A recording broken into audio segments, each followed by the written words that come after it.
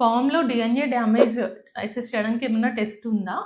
Spam DNA damage అంటే ఏంటి? దాన్ని ఎలా అసెస్ చేయాలి అనేది చూద్దాము.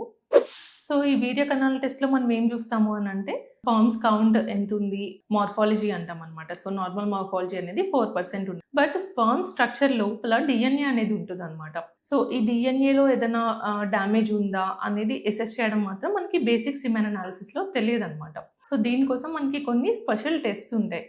ఈ స్పర్మ్ డీఎన్ఏ డ్యామేజ్ ఎందుకవుతది? దాన్ని డిటెక్ట్ చేయడానికి ఏం చేయొచ్చు? అండ్ ఎలాంటి ట్రీట్మెంట్స్ ఉంటాయి అనేది చూద్దాము. ఈ స్పర్మ్ డీఎన్ఏ డ్యామేజ్ ఉండడానికి చాలా రీజన్స్ ఉండొచ్చనమాట.